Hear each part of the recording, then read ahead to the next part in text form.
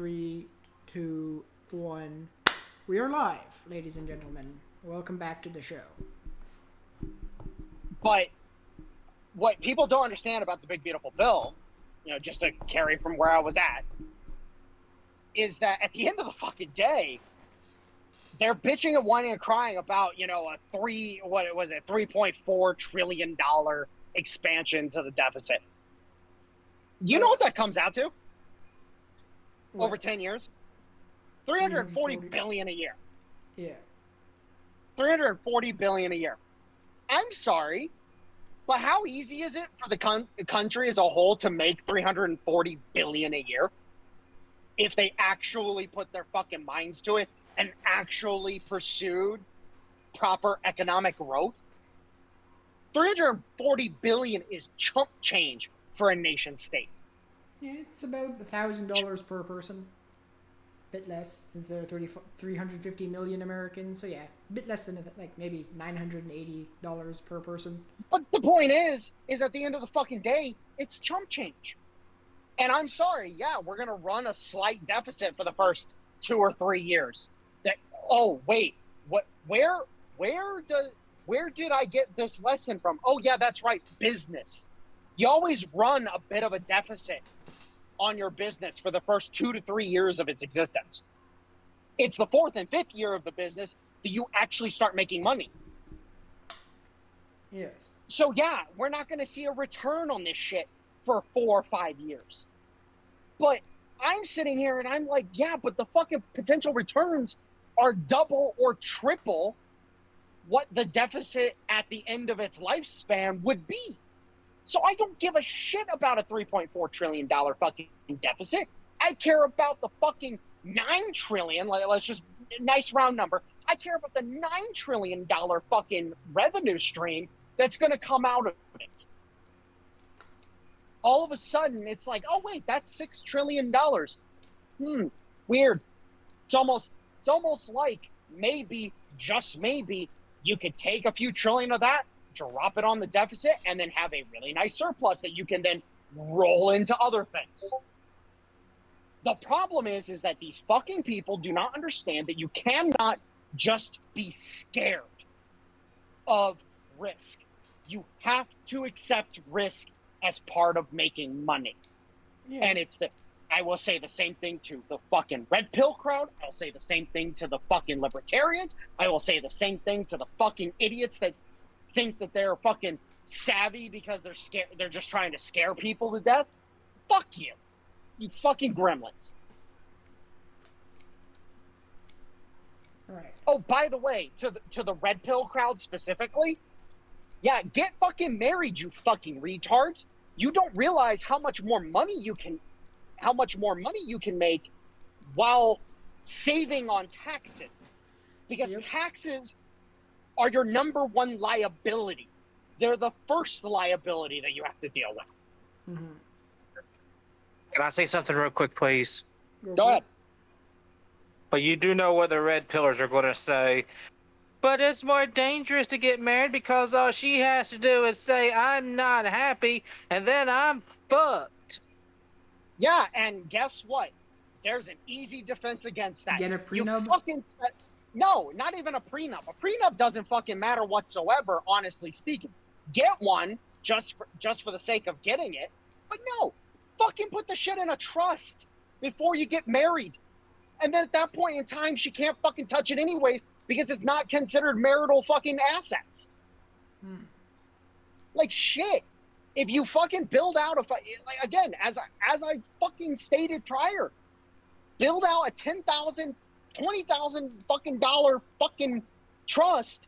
Let that bitch fucking grow over the course of your fucking life. Your kids won't have to work. But honestly speaking, if it was me, I wouldn't even tell my kids I have it.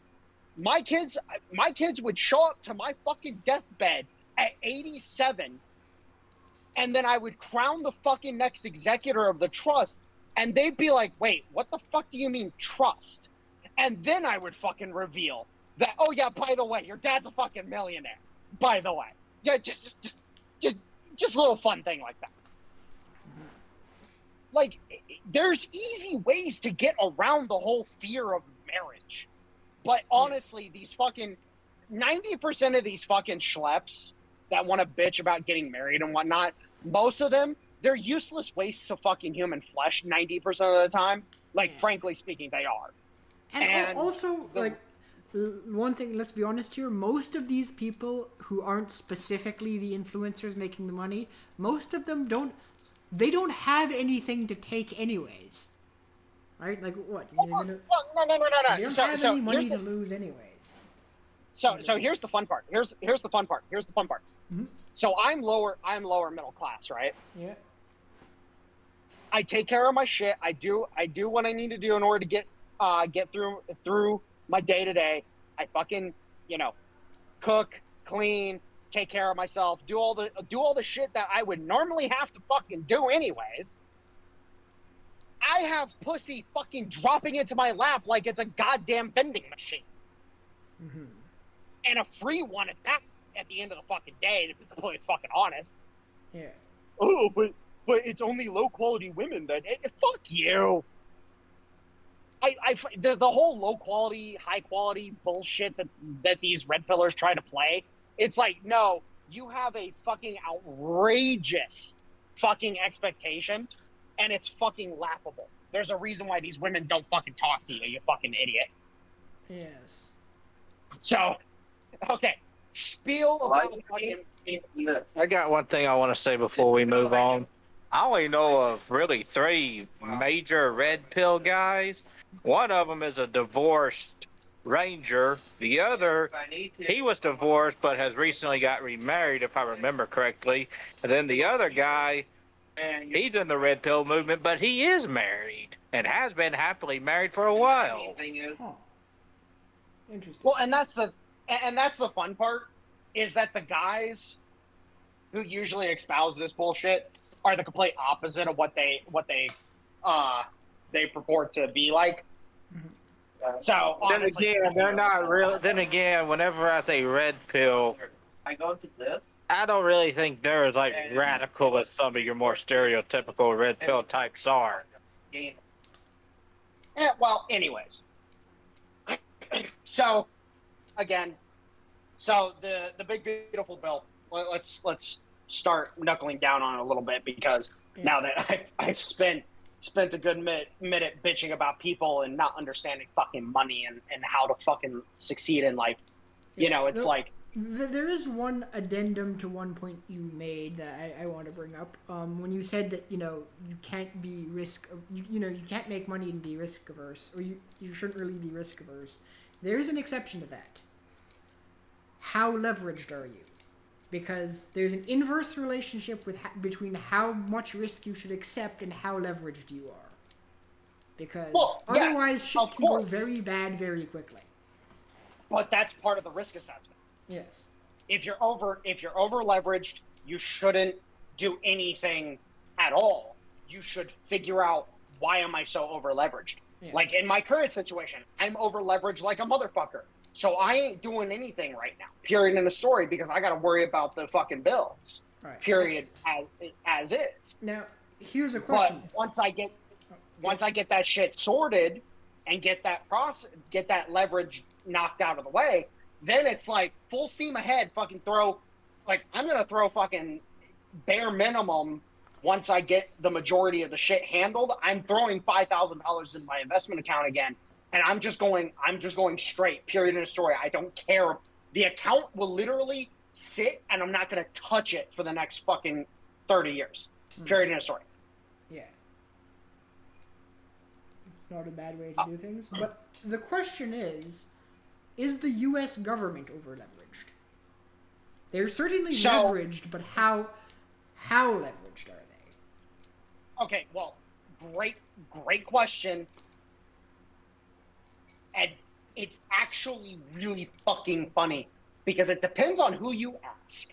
Yes. If you ask the libertarians, for example, the government's going to collapse. Everything is going to fall apart. The dollar is going to become worthless. Buy gold. And all of a sudden, fucking gold and Bitcoin fucking shoot up and yada, yada, yada. There's always the motherfuckers out there that are going to have that platitude. they're going to have that line of reasoning, that line of thinking, and you know, go ahead. You need to sell subscriptions. I don't really fucking care. Your opinion is as worth to me as the Turkish lira. Let's just use that as the descriptor. Right. So here's the thing: the U.S. government, on the surface, looks leveraged as fuck, but in reality, all it has to do is get rid of a bunch of fucking regulation, which, yeah, easier said than done, of course. But you get those regulations out of the way, and the country as a whole can actually start putting its financial resources and its physical resources to work. All of a sudden, the country doesn't seem that over-leveraged. Right. And it's because of the regulation that has been placed upon the financial system, the mining sector, the energy sector, and all these other different sectors. All this regulation has created a sense of claustrophobia when it comes to the deficit. Oh, the big bad deficit. One of the things that, and this goes into talking about the big beautiful bill itself, you know, people are screaming and shouting about the $3.4 trillion fucking deficit over, but every time they talk about it, they never mention, oh, this is over 10 years. Well, you divide 3.4 trillion by 10 years, it's 340 billion, Yes. which is chump change to this country. It's Sure. literal chump change to the United States. Of course. Well, that one could definitely make that point, but so when we're talking about leverage, you're mostly talking about the debt, correct? I'm saying debt and obligations. Yeah. Well, here the thing that are you aware of what the current U.S. liabilities are? Not its debt, but its liabilities. Are we? Oh, okay. So we're talking just liabilities across the board. Specifically, unfunded liabilities. And I think that's where the debt sucks. That's not where the danger is. The danger is specifically in the unfunded liabilities of the United States government. All right. Well, explain your position. Go Okay. ahead. So far, there are 3 programs that make up the vast majority of U.S. unfunded liabilities in the U.S. Those 3 programs are as such: Medicare, Medicaid, and Social Security. Those 3 are also what are known as non-discretionary spending, meaning it gets spent regardless of what other bills you pass, they're spending it. Do you know what the total amount of those unfunded liabilities are? If I remember correctly, it's around. I just looked it up like 2 weeks ago. It's around $200 trillion. That is not chump change. Okay, I read around 190, but 200 close enough. Global world GDP is something around $80 trillion. And the U.S. government has liabilities that it cannot afford, not total liabilities, just liabilities that they can't fund, of more than 3 times the world's GDP. Okay. That is a debt bomb. Yes. Okay. Well, here's my my Death Star attack, my trench run on that argument. Why? What do you mean? Ask the fucking simple question. Okay. Why are those unfunded liabilities such a problem? Well, because one of 3 things is going to have to happen to pay for them. And those 3 things are either massive austerity, so basically you just gut the programs entirely once you run out of money. The second thing is massive tax hikes that have been estimated at roughly double for everyone to continue paying for them. Or the third one, massive inflation. You just have to print a shit ton of money and then destroy the value of all your money. Here's the problem is that didn't answer the question of why. What do you mean? Because here's the point. Why are those programs so necessary? I don't think they're necessary. Let me finish. Let me finish. Why are they so necessary that they must be funded? Now, a lot of arguments will be made like, oh, Social Security pays for all the old people when they retire. Yeah. Why don't the old people have their own accounts that they can draw from? Yes. Because most people are stupid and financially illiterate. And that hasn't changed with generations. It's the same as this generation. Sure. No, that's fine. That's fine. Let me continue. Mm-hmm. So why don't the old people have their own accounts that they can fund their living of? So then mm-hmm. why are you forcing people to pay into a system that is overbloated, has an incredible amount of bureaucracy built behind it? I would not go so far to insinuate that there were erroneous spending when it came to those programs, but I will say it definitively. Okay, so I can answer your question of why.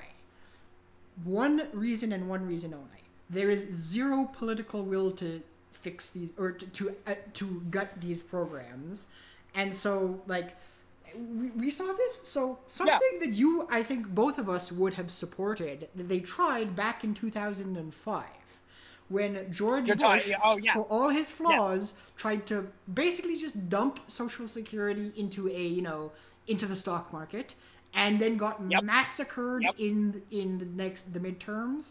And politicians are spineless, and they're never going to take one for the team that way and ruin and kill their political career to fix this issue. Yep.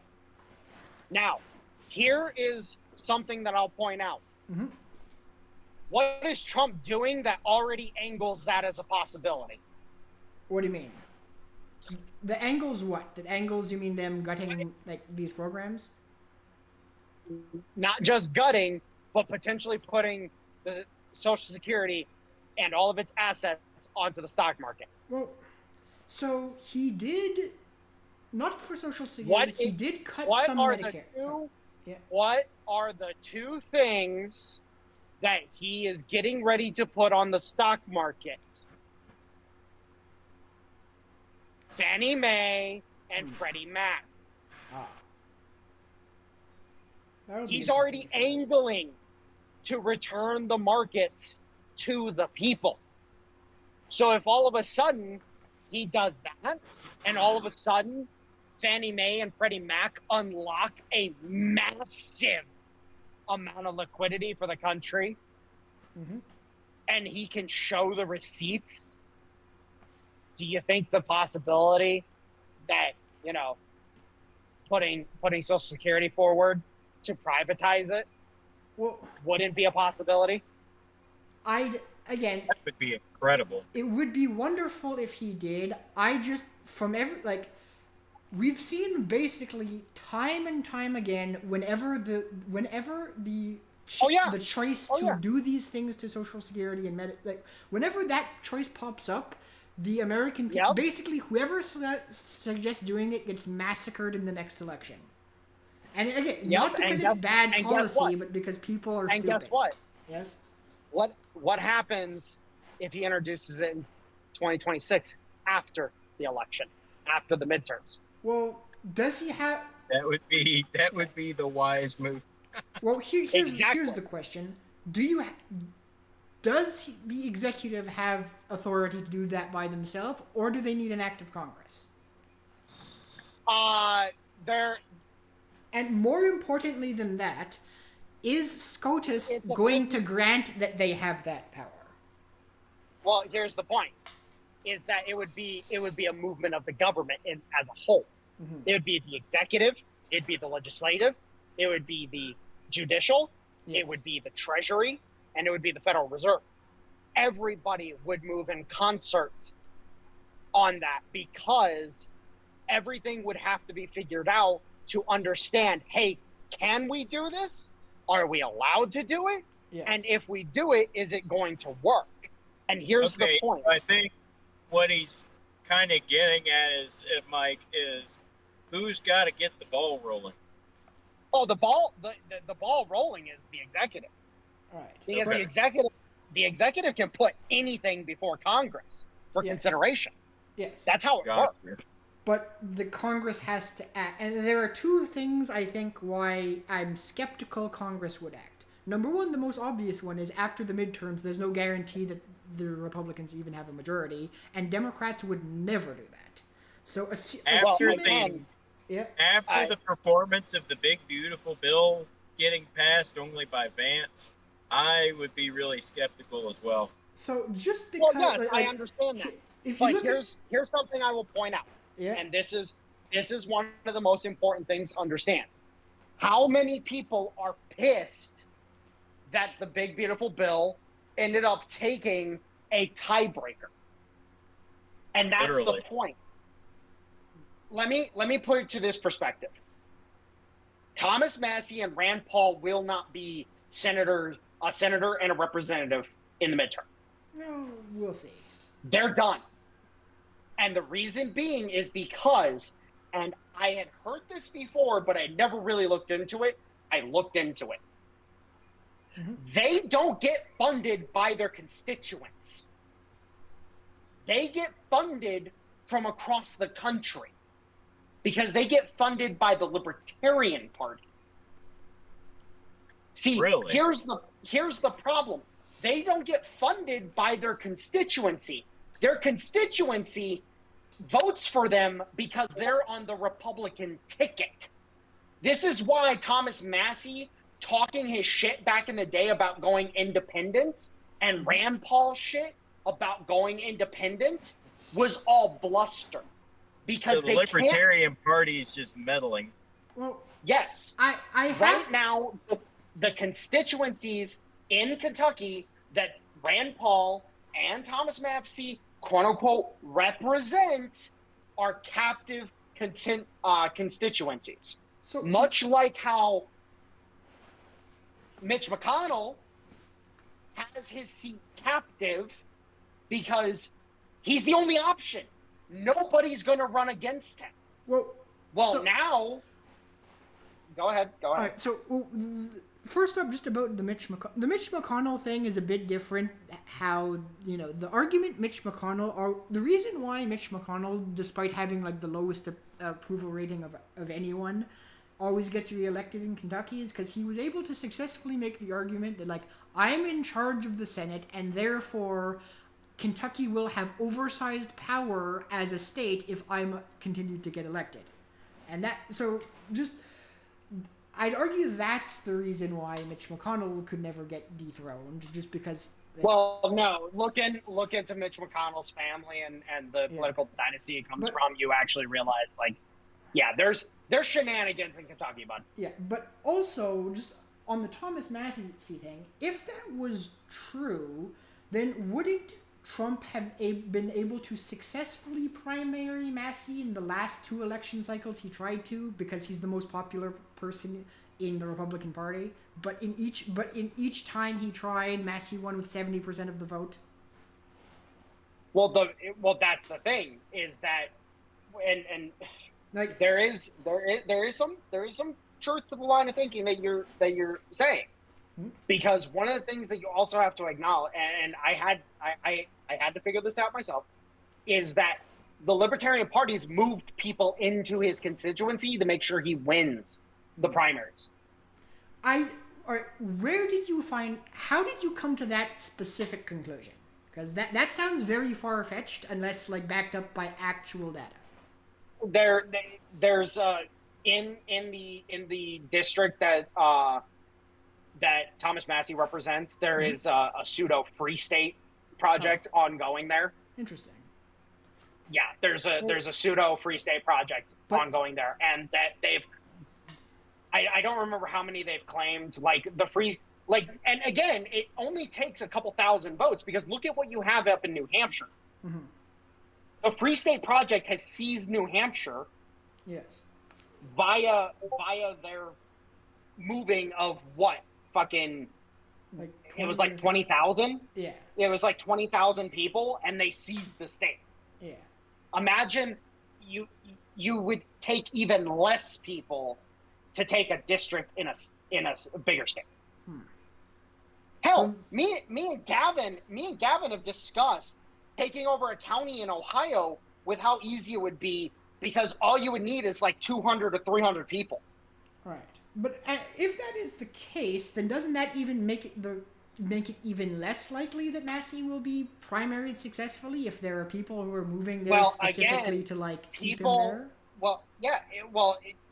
Of course, there's a chance that he might continue, but I think people are finally fucking having enough. And if Scott Pressler, because at this point in time, Scott Pressler, the dude's organizing people in a way that's fucking ridiculous. Like, the dude is a fucking godsend to us. But he's not organizing for primary. He's organizing, like, he's not... Well, no. He's never participated in an intra-party battle. He's always participated in party versus party battles. But the point is that you get people like him.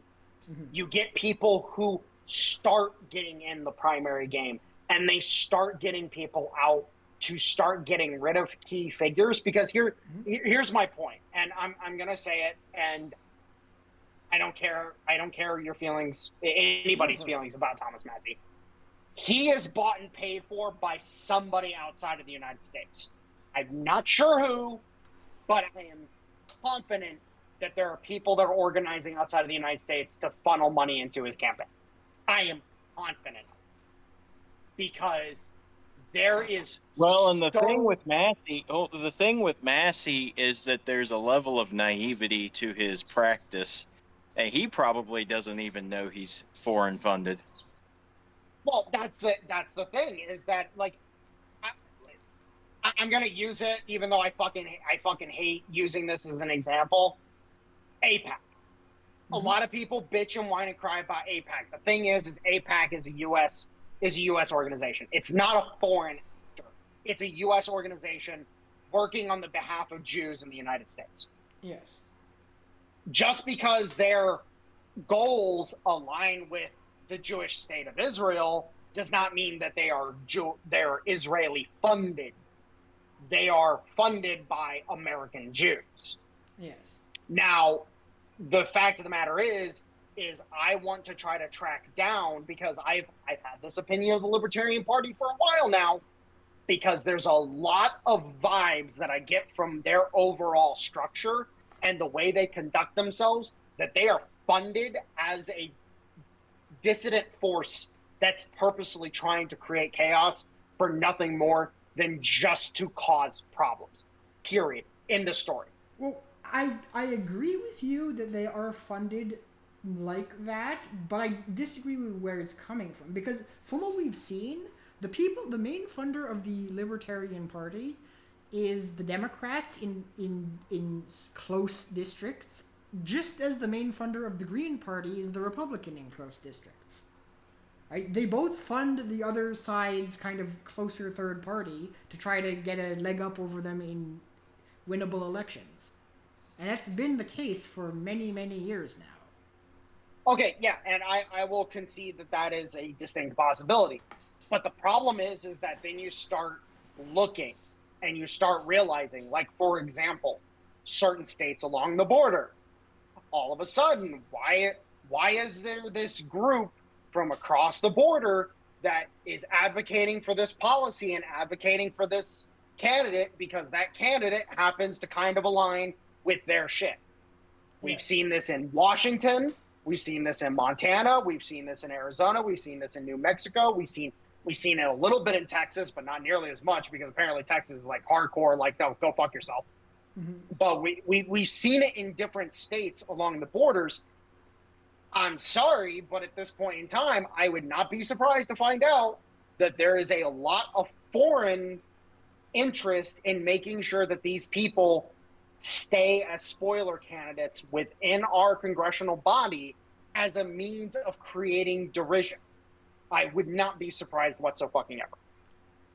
I mean, sure, but like that's spoiler candidates being funded by groups that want a certain side to win or lose has been, like, that's been the norm for, like, forever. Yes, but at the same time, if we can expose them, then at that point in time, it creates a really uncomfortable situation for these people. Yes. Because then all of a sudden it's like, oh, hey, I can point at you and be like, you're funded by X group from X country to create problems here in this nation. And all of a sudden it creates the notion that nobody wants to work with you. And so you become a pariah.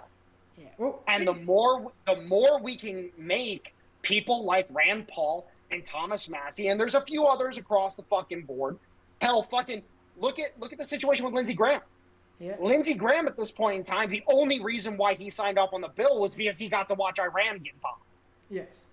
And then almost immediately after it left the Senate and after the fucking bombs stopped dropping, he fucking got mad and started talking shit about the bill. Yes.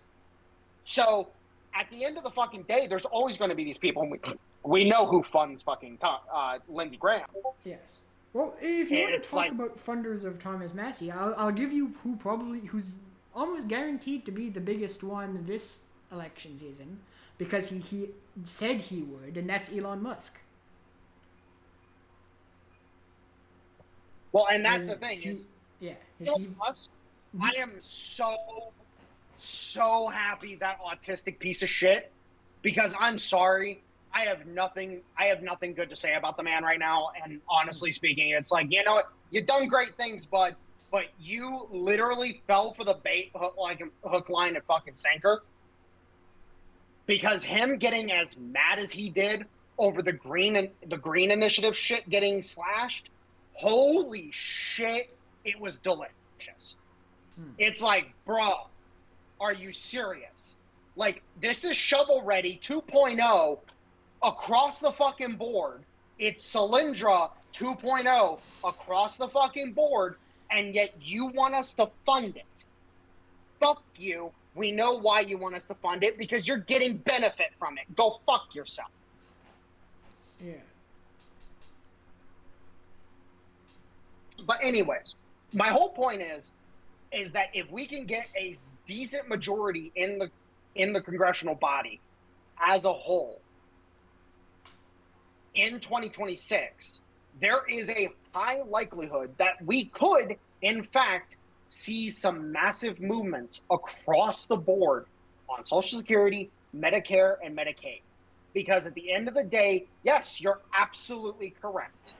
These are problems, but they're problems that need to be solved the right way, not the half-assed bullshit that we keep trying to do. Right.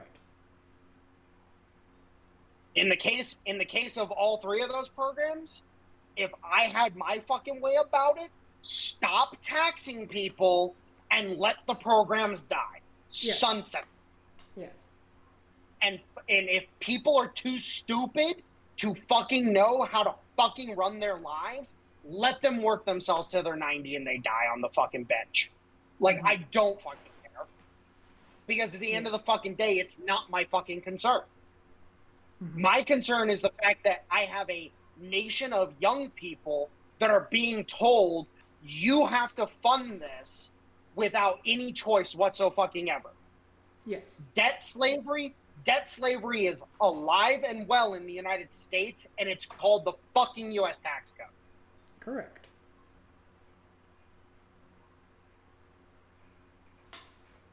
God, I'm more libertarian than libertarians, and I fucking hate them. Yes. Anyways, so now one of the big things that I do want to bring up about the we went over the whole the extension of the TCJ, the standard deduction increases, the no tax on tips and overtime, and the child tax credit stuff. We went over that real quick. Yes. The SALT deduction shit, I have no idea what the fuck that's supposed to be. I literally have no idea. Okay, so what SALT deductions are is SALT stands for state and local taxes. So what this is it's a way for states that, like, it allows you to write off up to $40,000 of state and local taxes off your federal tax bill. So basically, it's how high tax states get subsidized by low tax states, right? So New York people who live in New York get to be subsidized by your tax dollars because they're high tax shithole state, poorly run state. That's one of the main pieces of shit in the shit sandwich. And it was basically forced upon them by a few New York state Republicans and some, like, I believe California Republicans as well, who wanted that pork to take home to their constituents so they could try to win re-election next election. Oh, so what you're saying is we need to just burn a couple states to the ground. Got it. Yes. Okay, cool. Like, I'm sorry. I'm very hostile towards those two states. I agree. It's like rich people who normally pay $40,000 in tax to New York City shouldn't get to be shouldn't have you in Ohio subsidize their garbage state. Oh well, of course, and it ends up becoming, it's just like the equalization payments up in fucking exactly up in fucking Canada. Yeah. The same shit. Yeah. So it's like, no, go fuck yourself. Mm-hmm. Sorry that my state is more productive, even though you claim to be more productive just because you have, Silicon Valley and fucking Wall Street. Yes. Oh, by the way, I just want to say this. Silicon Valley, after I found out just how bogus half of their GDP contribution is, I'm like, holy crap, the fake economy is real, and it's literally just Silicon Valley. Can you elaborate on that? What do you mean by their fake contributions? So I have a doctrine or a line of thought that you have the real economy and the fake economy. The real economy is where you got people that are doing work, they're pulling shit out of the ground, they're refining material into finished goods, and they're sending them out to around the world. That's the real economy. Whereas the fake economy is people come up with, X, Y, and Z, and it sounds good on paper, but in reality, it's just more bloatware on your computer, for example. And generally speaking, the fake economy is literally, oh, I created this, handy dandy little gadget or widget, I should say, that allows you to do this, that, or the other. And it's like, okay, cool. How much time is that going to save each of my people? Oh, we'll see. It'll average about an hour a week. And it's like, okay, whatever, cool. No, go away. Like it's the fake economy is made up of the things that sound good on paper, but in actual practice, when you get down to the brass tacks, generally speaking, it's just hawkish bullshit. I see. And unfortunately, Silicon Valley is filled with companies that all they do is they produce hawkish bullshit. Yes. And it's a travesty because they get subsidized harder than any part of the fucking nation in general. And it's like, I wonder why the United States has fallen behind in several key sectors. Yes. Well, and also don't forget, a lot of these places also only exist because of venture capital. Like, they don't actually generate money. They're just, venture capitalists just invest in them because tech is the new thing and dump $100 million into a company that produces shit. And then that company sits around and does nothing for like 20 years and then disappears when it runs out of that $100 million. Yes, and then for some reason, the majority of that money ends up in the pockets of 10 or 15 employees that happen to make up the executive board. Yes. The plight of venture capital, they can't figure out why all of these startups only last a certain amount of time, and then all of a sudden they start seeing the executives of said startups at the big parties and stuff. Yep. But and that kind of goes into the next point about the big beautiful bill is the deduction on your taxes when it comes to interest on American assembled cars. And that language is so fucking important. American assembled cars, meaning that they don't have to be American made cars. I can still buy my fucking Toyota. Yeah, but also another question you have to ask is, what does American assembled mean? Does it mean the whole thing is gonna get assembled, or does it mean like 98% of it is assembled in like Mexico, and then some Americans just put like a hood on it or something? Like, If I remember correctly, to be considered assembled in Mexico, this is what's it called? Berry requirements or whatever the fuck it's called. Yeah. If I remember correctly, it's like 60, 70%, something like that. Oh. Hey, real quick, we need to pause real fast Alright. because reefers, I'm doing trucks right now. Reefers are loud. Okay, one moment. And hopefully by the end of it, we can ship some of those people to El Salvador. Well, yes, absolutely. Or we can. Speaking of which, what do y'all think about the new Alligator Alcatraz? I like it. Oh, I love it because it's hilarious, and the memes that the left have tried to gin up about Alligator Auschwitz, like it's been fantastic. It's been lovely, and I'm just like, yes, feed me more, you fucking assholes. Yes. Oh, Wait, also wait, something wait, else too that I don't know Alligator- if you saw it yet. But when you were talking about the Libertarian Party, I was asking a question about the Mises Caucus and Angela McArdle, because those two organizations within the LP seem like they've been trying to work with the Trump White House and not against it. Yes. Well, that's because the Mises guys, and you know what? Keep this in since I'm away from the trucks. All right. But the Mises guys are the fun little group of libertarians that aren't completely retarded, but they are still retarded. Because while they mean well, they still don't like the fact that they get told, hey, the Federal Reserve isn't the bad guy here. And they can't, their cognitive dissonance doesn't allow them to recognize that as a possibility. Oh. Well, personally, I don't really care so long as we can shrink the friggin' government by the end of the day. All right, hold on. I'm about to go back into the freezer deck. All right. Or cooler deck. And yes, I get that, Stoner, but here's the thing. Shrinking the government does not include getting rid of the federal government or Federal Reserve. The Federal Reserve wants to disappear on its own.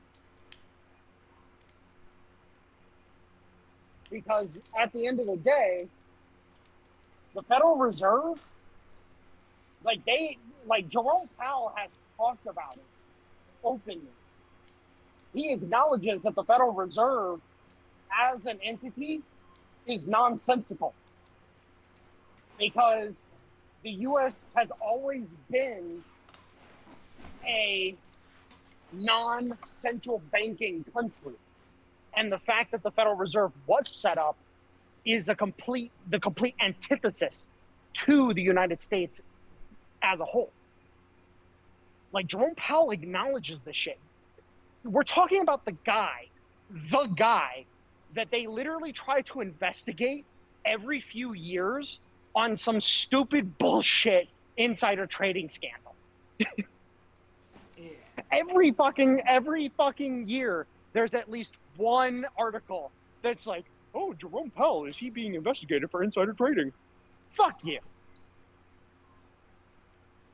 Yeah.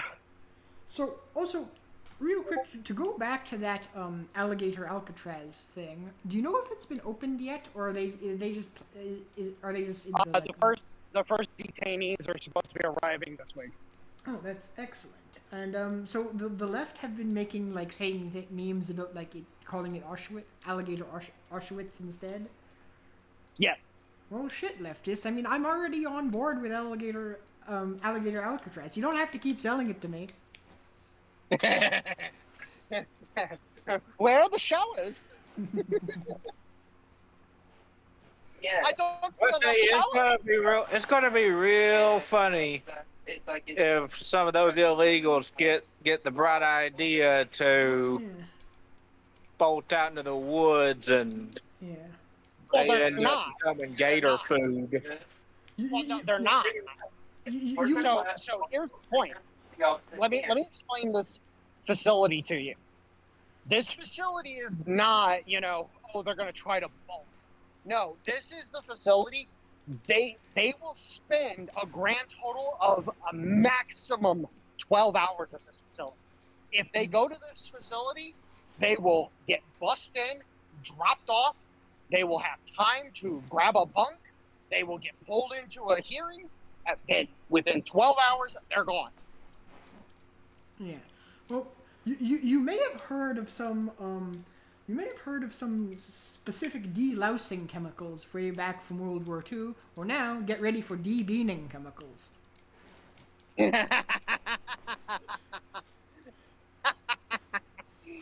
You're a twisted son of a bitch, and I love it. Yes. Oh my god, I love it. But no, that's the simple fact is at the end of the day, this facility is going to have a turnaround so fucking fast. The Democrats' heads are going to be spinning, trying to figure out what is going on. Yeah. And this is the problem that a lot of people don't seem to fucking understand, because I've had arguments. With guys who are mad because they're not deporting fast enough and yada, yada, yada. It's like, we don't have the infrastructure. Yes. Like This facility gives us the infrastructure. Yes. Like the U.S. has a lot of infrastructure, but it's difficult. I don't think any country in the world has enough to just immediately detain 20 million extra people. Yeah. And again, with the turnaround that they're talking about doing on this, that airstrip is going to be working 24/7. Oh, and fun fact, one of the things I like most about Trump's big, beautiful bill, so they've upped ICE funding up to the point where it's now being funded by $150 billion, which makes it more well-funded than, I believe, everything but the 10 most powerful militaries in the world. Yeah. Like, ICE could, in theory, ICE could, in theory, invade and capture a small country after this. So, not going to complain about that. Because 20 million people is about the size of a small country.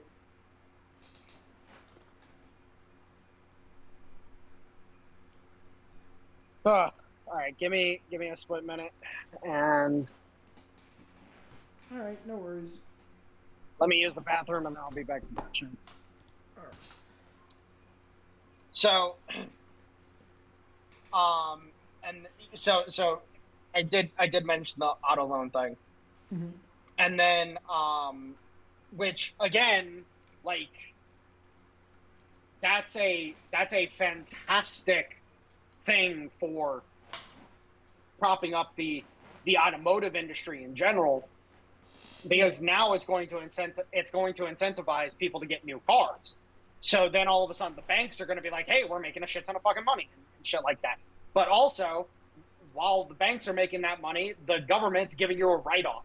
And it's like, well, shit, I'm half tempted to get a new car, funny enough. But at the same time, I kind of don't want to, because I like my car. It's like, fuck, it's a conundrum.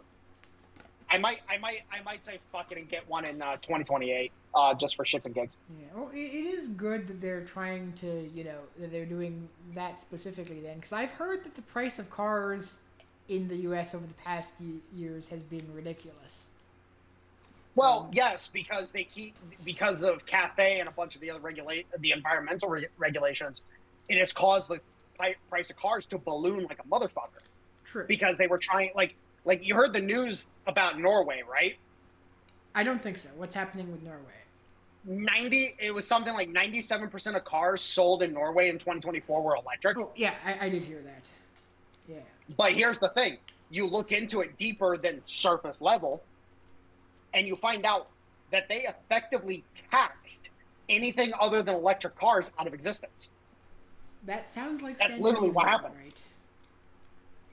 Do they at least subsidize the super expensive electric cars, or do they only offer a stick, or do they at least offer a carrot as well? Well, the carrot is buy an electric car. Right. But then you look into it, and why are they doing this? Well, it's because they're scared shitless about oil supplies. Because right now Norway is becoming it's the dependency of Norway by Europe. Norway is trying to front run the lack of energy supplies in Norway. So they're like, oh, hey, well, we've got a shit ton of coal and other things we can use for energy here in Norway. So let's force everybody onto electric cars, and then we can focus all of our oil and natural gas into the European market. That's literally what they're doing. And it's like, okay, well, yeah, you don't care about the environment, you care about maximizing the returns into your oil fund. That's what that is. Sounds right. Well, look at it this way. The amount of money they're going to make domestically in Norway is pennies on the dollars compared to what they'll make by selling into the European market. Of course. So it just makes sense. So I'm not gonna give them any shit for it, because it's like, it's the Norwegian government doing what's best for them. But at the same time, it's like, that's not a model to follow at all. So yes, if you're a person who can afford to get a new car right now, yes, you should take advantage of this deduction. Get that fucking new car, and then ride those 3 years of the deduction being in place, because I guarantee that deduction will make it will become a permanent fixture when JD Vance wins. JD Vance will for sure put that deduction into place. I guarantee it. It's just Trump can't put a permanent deduction. He has to start with a temporary one, and then somebody else has to put the permanent one into place. And then, of course, there's another deduction on seniors. Provides a $6,000 deduction for seniors earning up to $75,000 annually. So it's like, okay, cool.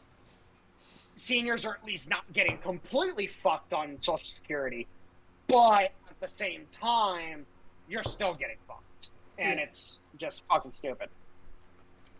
And then there's a bunch of business stuff, a bunch of business tax changes, and then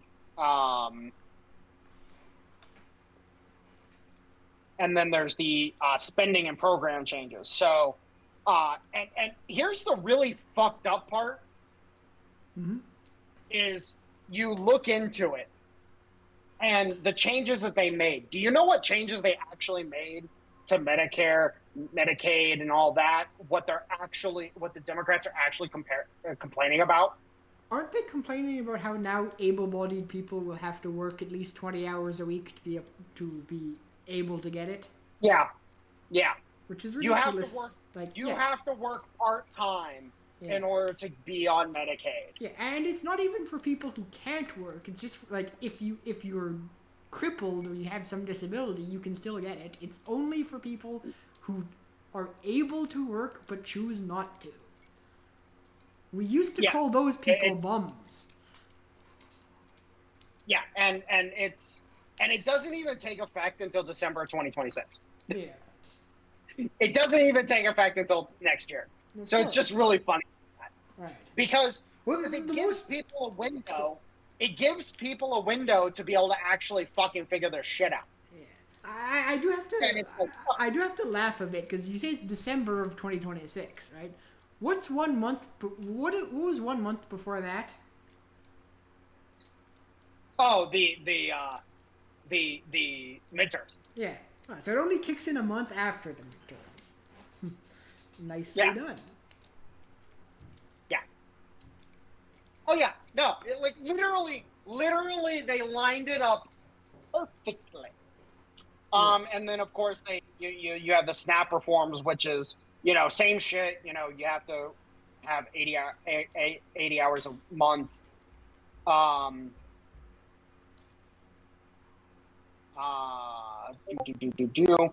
that's without dependents. Mm-hmm. So that's people who don't have dependents. So the quote unquote underemployed would fall into this category. Mm-hmm. But here's the thing: is it doesn't affect children at all. Yeah. Like at fucking all. Like the whole line that they were spewing that it was, oh, this is going to cause children to starve. No, it's not. Nope. It literally targets people who are on the program that don't have dependents, and it gives an exceptions for those with children under 10. Like, he even says that. So it's like, no, fuck you. You're lying. You're lying. And requires states with high error rates to contribute 5 to 15% of program costs. So it's forcing states to actually enforce it. Yeah. Which is fucking, that's fantastic.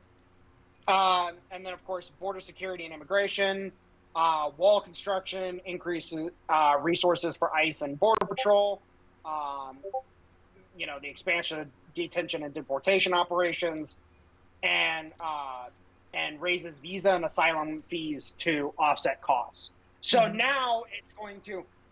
This is a double effect.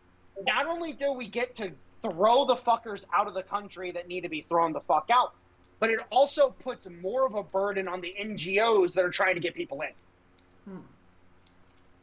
This has a double effect, and it's like, magnifico. Defense and security allocates $25 billion for. I love how it says for a Golden Dome missile defense system. I love the fact that they are like, we don't know what Golden Dome means. It's like, seriously, it's an anti-ballistic missile version of Iron Dome. Like, It's literally Iron Dome just meant to shoot down intercontinental ballistic missiles.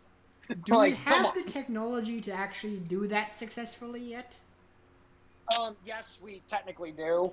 Has it been deployed en masse? No, but that's because, generally speaking, it hasn't been a concern before. Mainly the bill. So the whole Golden Dome thing was actually more angled towards shipbuilding and revitalizing the nuclear arsenal. Because the Minimum 3 is a piece of shit and needs to be getting felt at this point in time. Right. So then we have the changes to the Inflation Reduction Act. It repeals the green energy tax credits, phase out wind and solar subsidies by 2027, Good. and mandates increased oil and gas leasing on public lands and waters, which Also good. the fucking Western conservationists can suck my dick. Yep. I don't care. Fuck you. You don't get to tell me that if that land is my quote unquote birthright, you don't get to tell me that I can't say that the government can fucking put an oil drill there. Yeah. Like, I am sick and tired. Dude, I was fucking letting it loose during the whole what's his Mike name? Lee. Mike Lee, Bob Lee, whatever the fuck his name is. Mike Lee. When that whole fiasco was going down, which, by the way, that whole thing, I think he got told to put that bill out there on purpose, by the way. When that whole fiasco, I was fucking letting loose on people across the fucking board. And one of my guys, he quote unquote argued with me. He was more interested, what's my actual position? And when I explained my position, he's like, so you just want an increase of what we're already doing? And I'm like, and he's like, okay, I'm fine with that. Like, me and him came to a consensus. very easily because we're not retarded. But all these Western conservationists, mind you how I'm using the term Western conservationists on purpose, because it's this fucking Western club of conservationists, quote unquote conservationists, who literally just are like, oh my God, you touched the national park. Oh my God, I'm calling the Fed. Yeah.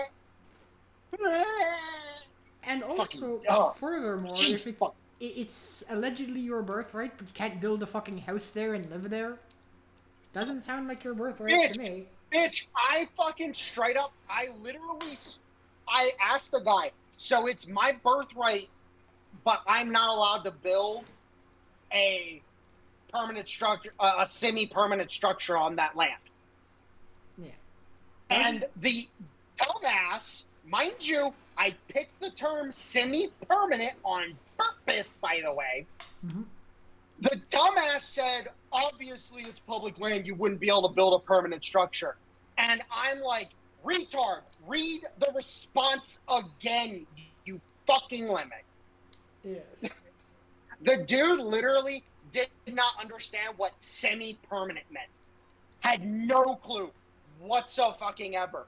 Semi-permanent structures include trailers, RVs, and other such motorized vehicles, which you're not allowed to take onto permanent lands and have them, or on public lands and have them there longer than 14 days. You're not allowed. If you try to go over the 14-day mark, you can be fined, and if you still refuse to move, you will be arrested. And you will spend time in federal jail. So it's like, yeah, no, go fuck yourself. It's not a birthright, it's a privilege. Yes. And I'm sick and tired of being told that I have a birthright to something when in reality it's a privilege. Yeah. And also, like, sure, you can grant there's a lot of beautiful national parks. There's also a lot of ugly land there that no one visits ever because they're not like national parks. It's just federal land. It sits there and does nothing. Like, oh no, one of the you know what? Yeah, actually, you know what? Me and my dude Zen came up with. What? Triple the tourism fees for the national parks. And watch as people fucking lose their shit because all of a sudden they'll be like, oh, but my birthright. Well, you didn't want to sell any of the land, so we decided to just jack up the fees. So go fuck yourself. Yeah. You had a choice. Now go fuck yourself. And what are they going to do? They're going to sue the federal government for jacking up the fees. It's public land. The federal government has control of it. Thus, you can't fucking sue because of that. You have no standing. Go fuck yourself. Mm-hmm. I'm sorry. I'm in a mood because of that shit. I was pissed. Now, then of course we have the debt ceiling increase, increase of $5 trillion in the Senate. I didn't hear. Did the House retain that $5 trillion mark? Yeah. Okay, cool. Which again, we have already acknowledged that federal spending is going to fall like a motherfucker anyways. And then again, 3.4 trillion, as we were talking earlier, 3.4 trillion, what's the potential revenues based on that 3.4 trillion? Well, if we even double our money, it's still a pretty good get. If we triple our money, it's fucking even better. So at the end of the fucking day, I don't give a shit. I just don't. And people who want to argue the federal deficit and blah, blah, blah, so on and so forth, it's like, I'm sorry, you don't understand the wider picture of what's going on. You don't know SOFR, you don't know LIBOR, you don't know any of this shit.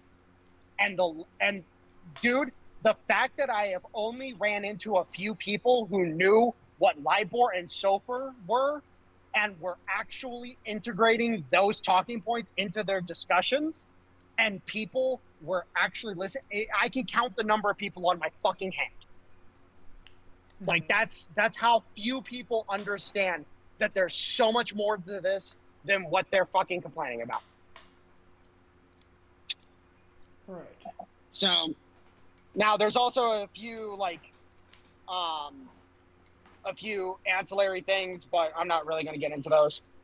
But at the end of the day, frankly speaking, the bill's fine. It's not doom and gloom. The Democrats, of course, are going to be pissed because now the real work to dismantle the Democratic fiscal war machine can actually happen. And now everybody across the world is probably shitting bricks thinking, oh shit, what is the U.S. about to do? Yeah.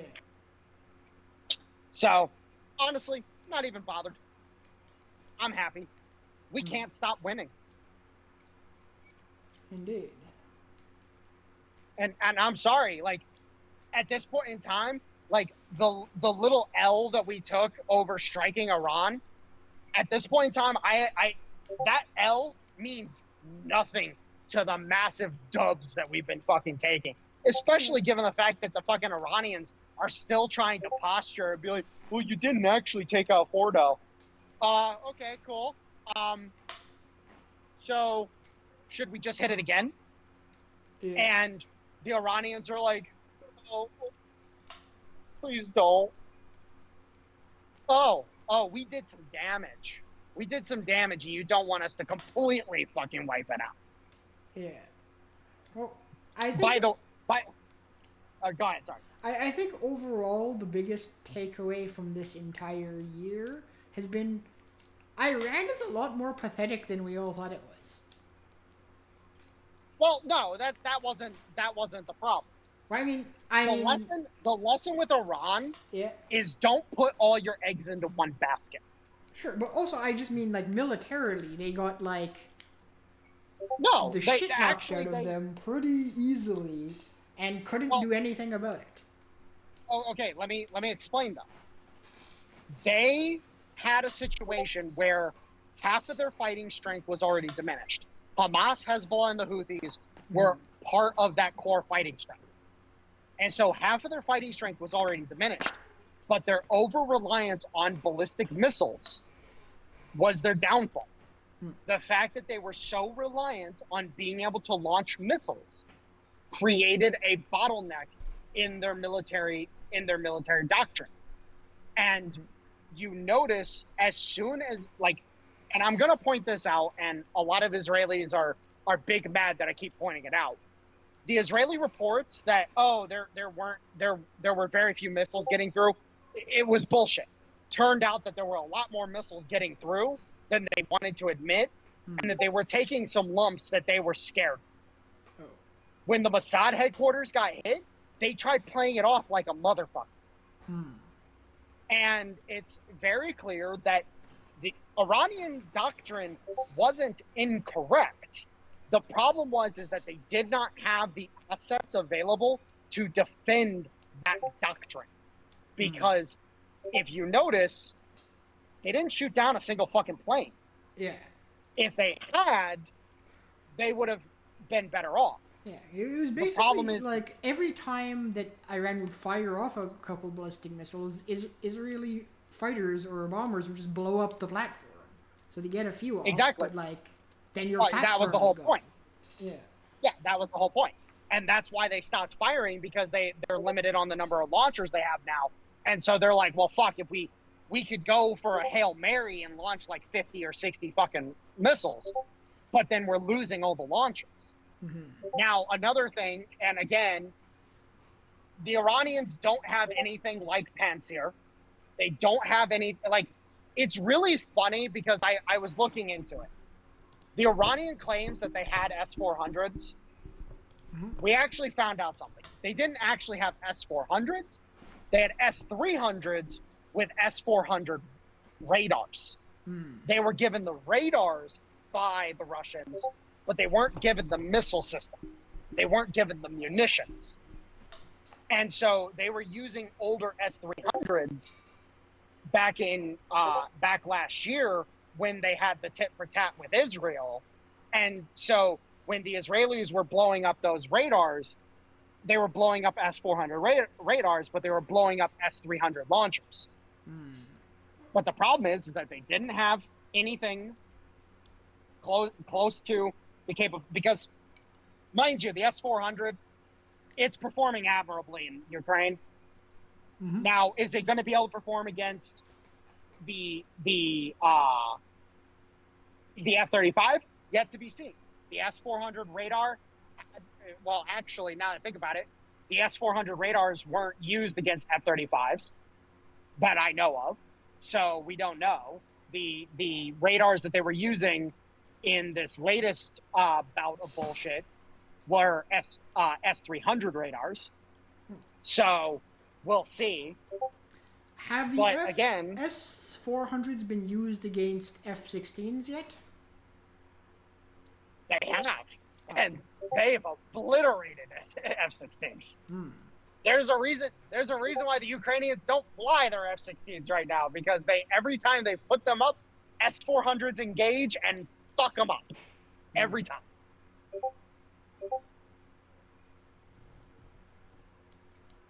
Actually, I guess because I had a kerfuffle with the Israelis earlier this week, I guess we can kind of talk about Ukraine real quick, because this also plays into the bill. Because what happened on June 30th, gentlemen? Didn't they stop funding? They stopped sending certain armaments to Ukraine? No, it's not certain armaments. The appropriations for Ukraine ran out. There is no more money and material going to Ukraine unless Ukraine pays for it. The problem, they already defaulted on their sovereign debt, which, oh, by the way, is fucking the British right now. Yeah. So, if they can't buy it, they're not getting it. That was the agreement made. So go fuck yourselves, you stupid lemmings. Yes. Everyone put an F in the chat for Lindsey Graham. Yes.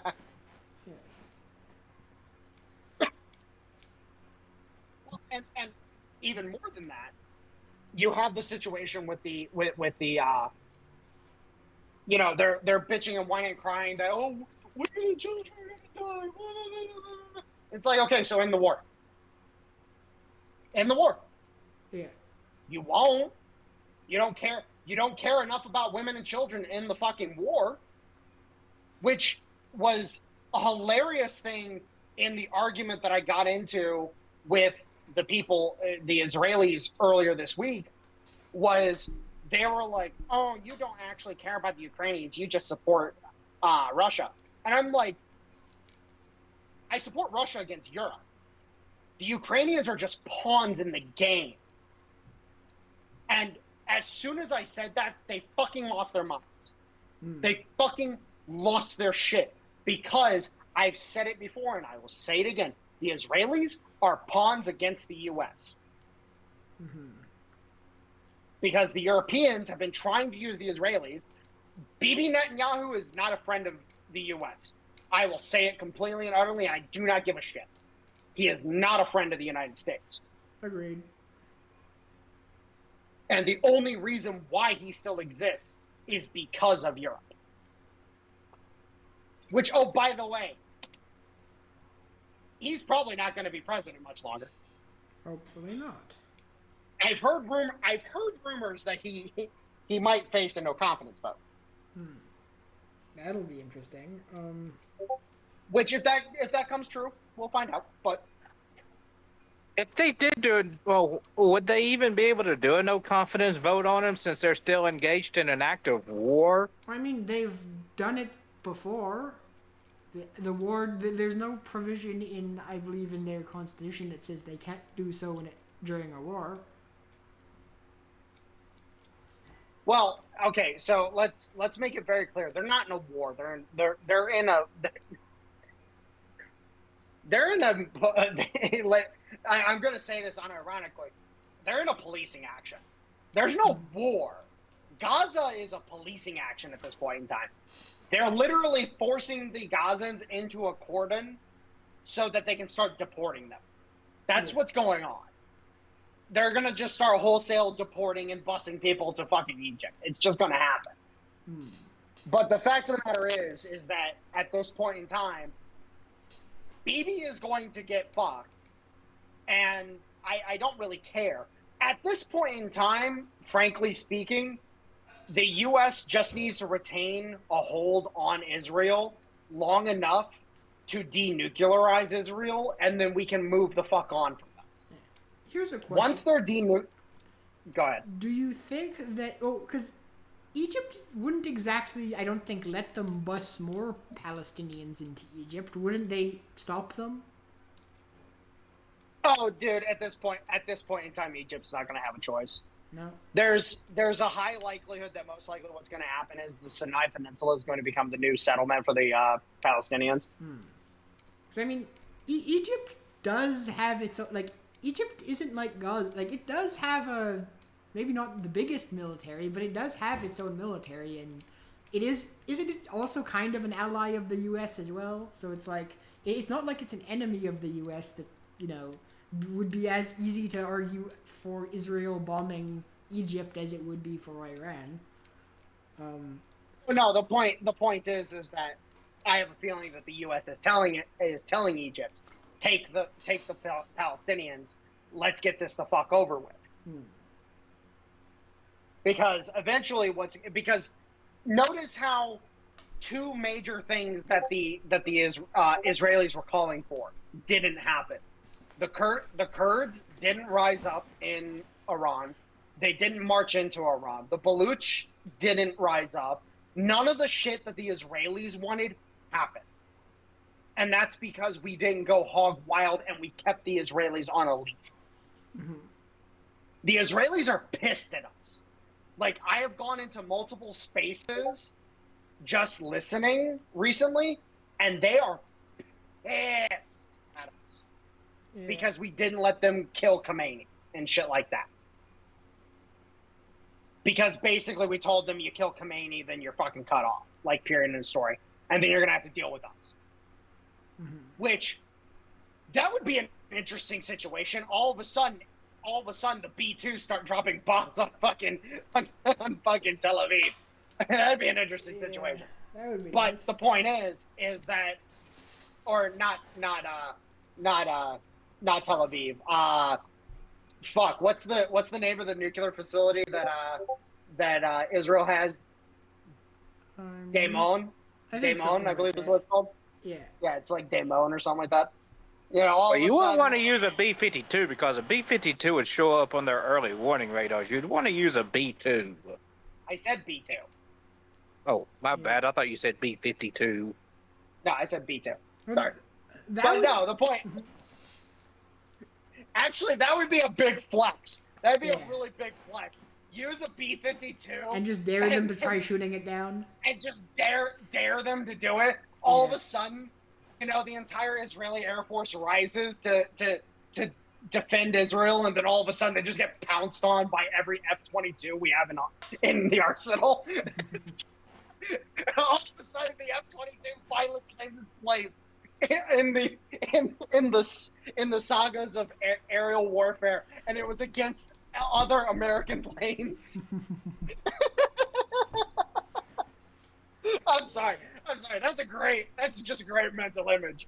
Yeah, just all of a sudden, F-35s just start popping in the air, and they're like, where did that come from? And then all of a sudden, fucking, you just see F-22s scream on by. Yeah. It would be another great use of that meme. You know that meme where it shows, like, some missiles flying at some other missiles, and one side of the missile says, our tax dollars, and the other side says, somehow also our tax dollars? Yeah, nice use of that. Well, to be fair, the tax dollars that we send to Israel have like 90% been, you know, very, very lucrative for the United States. The problem, and this is the shitty part. I fucking and mind you, this is not me defending Israel at this point in time, because I couldn't give a fuck less about Israel at this point in time. That's how far they have fallen with me at this point with their bullshit. I'm just sick and tired of fucking defending them, and it's just like, you know, fine, fuck it. Forge your own path. If we bomb you later, we'll bomb you later. But again, we get like a 3-to-1 return on every dollar we send to fucking Israel, and there's only and the only reason why people bitch about it is because they don't see it. And it's the same shit with their taxes or with their income and yada yada yada. They don't see the breakdown of the numbers, and so they don't believe it exists. And it's just so infuriating because it's like, oh, I don't make enough money, and then it's like, oh yeah, what's this $100 you spent at Starbucks last month? Indeed. What's this $200 you spent on OnlyFans last month? What's this $200 that you spent on fucking streaming services last month? You get my point. The point is that it's like, no, you have the money. It's just you spend your money on such frivolous bullshit, you don't realize that you have money. But no, it's a simple fact that I'm just like, oh my God, I'm sick and tired of fucking having these arguments. Mm-hmm. This is why, like, actually, it's funny because now I think about it, I've got a space on Sunday that I'm ostensibly, possibly going to attend, which I'm still 50-50 on whether or not I even want to fucking show up at this point in time, because I'm like, no, I don't want to argue with this guy because this guy is going to come in. I don't know if you guys listened to the spaces I did previously with this Chauncey guy, but this guy literally comes in with the express purpose of throwing a wrench in the gears on purpose just to devolve it into chaos because he doesn't actually have any fucking arguments. He's just a fucking dissident for the sake of being a dissident. That's it. That's all he is. It's like, holy shit, like you're just trying to become the next Adolf Hitler. You fucking idiot. Anyways. I'm sorry. Hey, give me a second. I need to call him. All right, one moment. All right, I'm back. Nice. I do apologize. I definitely had some shit that I needed to get off my chest this week, barely. But no,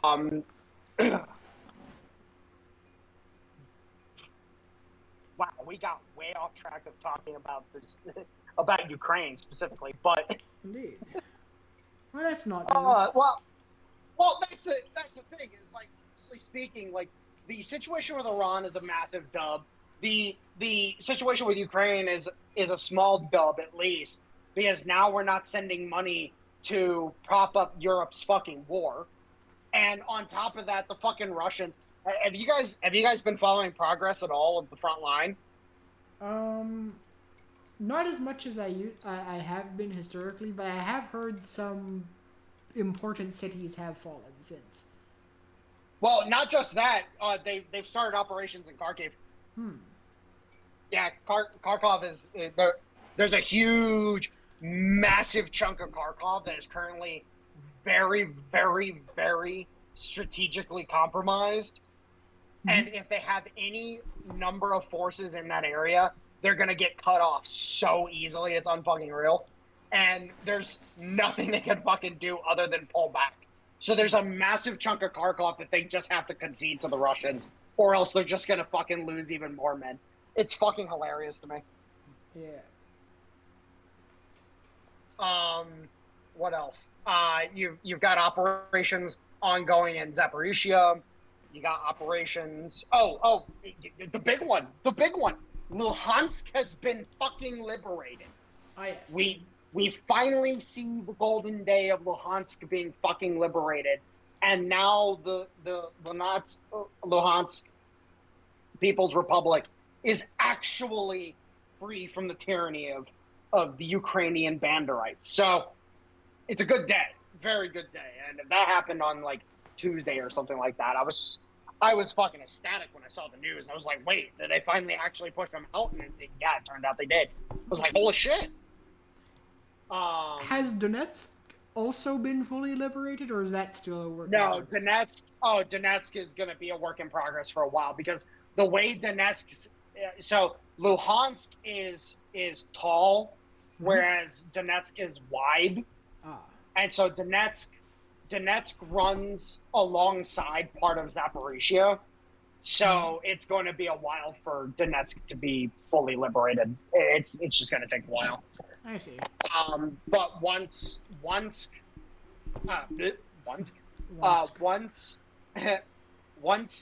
Seversk and Kramatorsk fall, Donetsk is basically done. I thought I heard something about Seversk, or that first one. I thought I heard something about that either falling or being very close to falling, like, not too long ago. The Russians are on the doorstep of it, which is fucking hilarious because it's one of the main. So Seversk was one of the main staging grounds, or has been one of the main staging grounds the entire war for Ukrainian forces, and the Russians are basically on the doorstep. So it's like, it's very close to being attacked and taken. Yeah. And once that falls, it opens up the entire way to Kramatorsk, basically. Oh, so I'm just wondering, like, why hasn't, like, because it's been quite a while, like, this fighting's been going on for quite a while, why hasn't, for example, Ukraine just built further defensive lines, like, why haven't they built even more defensive lines just slightly behind the ones they're going to be using? Because the fucking bastards fucking pilfered all the cash for it. Yeah, that's what happened. That's what happened when they started pushing through Avdiivka and whatnot, and they realized, oh shit, the Ukrainians didn't prepare a hard line behind Avdiivka. It was literally just basically open. And the Ukrainians have scrambled to put together, some fortifications, but it's all sporadic and kind of spread all over the place. There's no real consistent line that actually exists. So it's a weird situation for the Ukrainians, because now they're sitting there, and there's been some admissions by the Ukrainians that basically they've shifted to delaying actions almost entirely. They're barely putting any men on the line, and they're only shifting forces whenever there's a big attack. So again, my only assumption is at this point in time, by the end of the year, maybe end of quarter one next year, we're going to see basically the entirety of the eastern side of the country fall to the Russians. That would be nice. Oh yeah, it's gonna be a fantastic time. Yeah. Actually, speaking of trench warfare, well, I'm gonna change completely here for you guys. There's a new game coming out. There is? Interesting. It's called Dig In. It's a World War I colony simulator where you command a company of men on the western front, and you have to dig trenches and dig bunkers and prepare defensive lines and attack, and it's a weird little game. I was like, what the fuck is this? I'll have to send you the link. Yeah. It's a weird little game. I was like, what the fuck? And like, the AI is not terrible. Like, it actually, like, the AI attacks at night and shit like that. Like, it actually times its attacks pretty well. Like, oh, hey, you don't have enough men on the line, so I'm going to rush you, take your trench, and then force you to fight me over your trench. Does sound interesting. So it's like, interesting. It's a weird little thing. Now, I was watching, I forget what YouTuber, I think was it Jackie Fish? It might have been Jackie Fish. I don't remember. But whoever I was watching playing it was hilarious, because there's this very prominent, very distinctive landmark called the Barn, or Old Barn, on the map that he's playing on. And he made all of his troops sleep in said barn, Yeah. and then the next day the Germans dropped artillery on it. I was like, bro, that like I could have told you that was gonna happen. Yeah, Like, so the oh, hey, AI is smart. that really prominent landmark that's really easy to sight in with artillery pieces. Okay. You're gonna put all your troops in one basket like that? Okay, cool.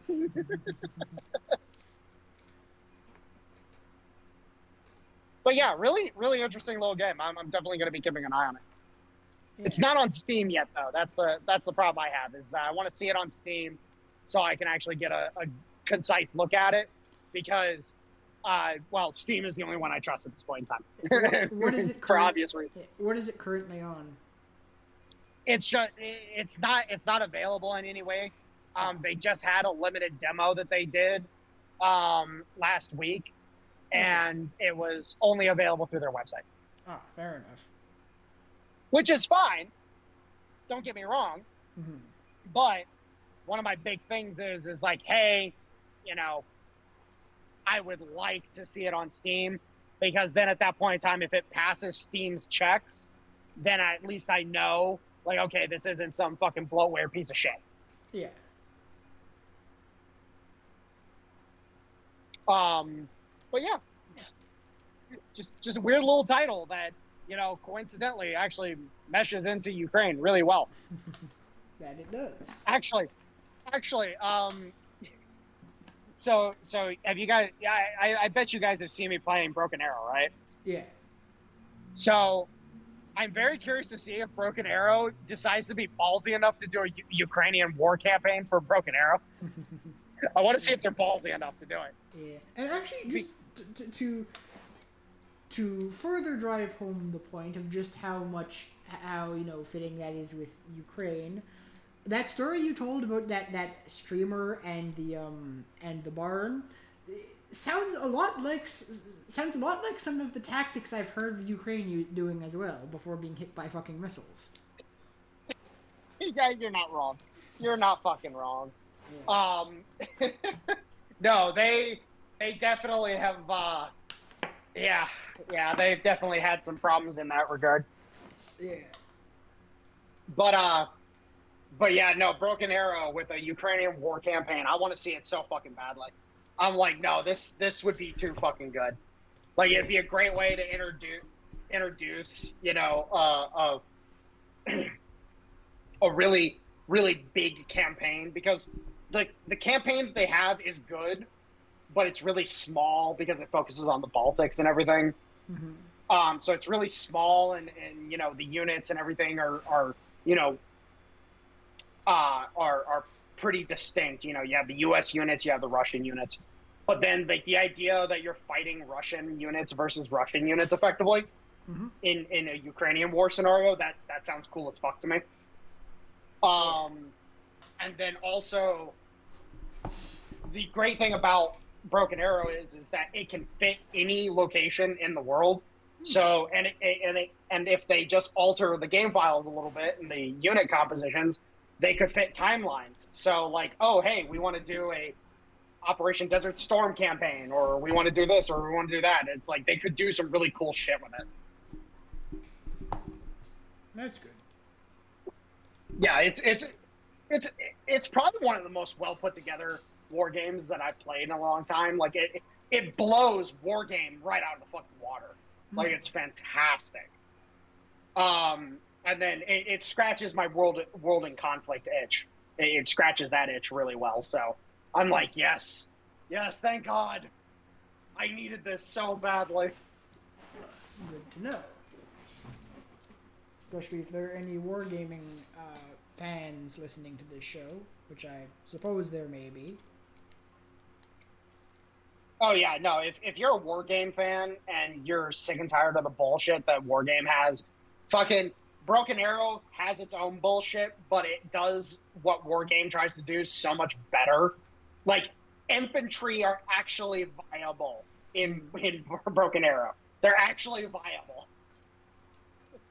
like it's absolutely amazing the fact that when I used to play war game, I loved using infantry and like just having massive urban battles. But in Broken Arrow, it not only does infantry better, but the urban battles actually feel rewarding and substantive to the point where you're actually like, you give a fuck about your units. You're like, I don't, in Wargame, you don't care about your infantry, but in Broken Arrow, you're like, no, I don't want to lose this squad. Like, I actually, like, these guys have held the line for fucking 10 minutes now. I want to pull them back and refit and resupply so I can get them back into the fight. Like, holy shit. It just makes infantry feel so much better. And also the fact that tanks are not the kings of the battlefield like they are in Wargame is amazing to me. Like, they're powerful, but with the right counters, tanks become irrelevant in a battle very quickly. And it's just like, oh, thank fucking God. Like, I was always tired of playing Wargame and just watching people rush you with a bunch of T-34s or a bunch of fucking M60s or whatever, and just these really cheap tanks that didn't cost anything to fucking bring onto the field just rush you with these massive formations and just overpower you with sheer numbers. It was so fucking annoying. Yeah. What is the king of the battlefield in Broken Arrow? Is there one or? Oh, the king of the battlefield? It's fucking artillery. Oh. Just like in the Ukrainian war, the king of the battlefield is fucking artillery. Makes sense. Because at the end of the day, the ability to drop steel on target is so good. Actually, it's really funny because so I was experimenting with this new deck for the Russian side. So it's what is it? Is it? I want to say it's motorized. No, it's armored airborne. So it's an armor brigade mixed with an airborne brigade, and it just fucks on everything. Like, it just absolutely says, I'm coming in and I don't care what you have to say. And oh, by the way, good luck trying to fucking force me out of positions. Because there's just so, like, the number of ATGMs in this deck is fucking insane. Yeah. So it's just a fantastic time in an urban fight when a dude's like, I'm gonna bring in my tanks and kill your infantry in those buildings, and it's like, haha, joke's on you, fella. Joke's on you. But then I've also been experimenting. I have another deck that I've built out. I believe it's Marine Airborne. Yeah, Airborne Marine. It's an Airborne Marine deck for the U.S. side. And that one, you get all the really good Ranger infantry that you get with the Airborne and all that. But then you can also still bring in actual tanks. And it's just like, yeah, I got all the good infantry that can just fucking keep you held in position, and then I can just maneuver tanks and just fucking kill you and just have a great time. Oh, by the way, I have Apaches with Hellfire missiles. Good luck, have fun. You're not going to have fun, by the way. Yeah. But yeah, I've really fucking enjoyed the game so far. Even when losing, like, I have a video that I'm uploading for this Friday on my channel, which was like a clinical game. Like literally everything just happened exactly as it needed to happen in order to just have the most successful game possible. So it was like, the score wasn't very, like, I still had the highest score on my team, and my score wasn't like amazing. But it just all happened in such a way that the enemy team just gave the fuck up, because they were like, holy fuck, how did they take that position and hold against us like that? It was just clinical. Well, then I have another one that was just an absolute dogfight to the very end. in which I'm losing units constantly. I'm killing units constantly, just back and forth, back and forth. At the end of the match, I am the only player in the entire side of the entire team that has managed to hold on to his points, and everybody else has been pushed off their points. Everybody's basically collapsed into my pocket of the map, trying to defend me as I'm defending my life. And it was an excellent display of how this game does not hold your hand and says, fight well or fight dirty. And that one was definitely a dirty fight. I haven't decided when I'm going to upload that one. I'll probably upload it Sunday night, just to fill in for a stream, because I'm finding it very hard to stream on Sunday nights right now.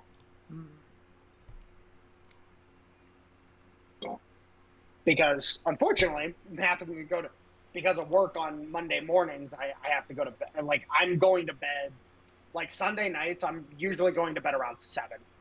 So it's like, I'm just saying fucking and clocking out for the night, because I'm like, nope, I want to sleep. Understandable. Speaking of, what have you guys been up to? I actually haven't talked to you guys in a while, so. Yeah. Well, I've been up to things that might best not be said on air, because copyright. Oh. Yeah. Well, fuck it. Let's go ahead and end it there. Fair enough. All right. Yeah. We'll see you later, everyone. Now we're gonna go talk about stuff I should not legally be allowed to talk about, but will, because none of you will know. Foutoir.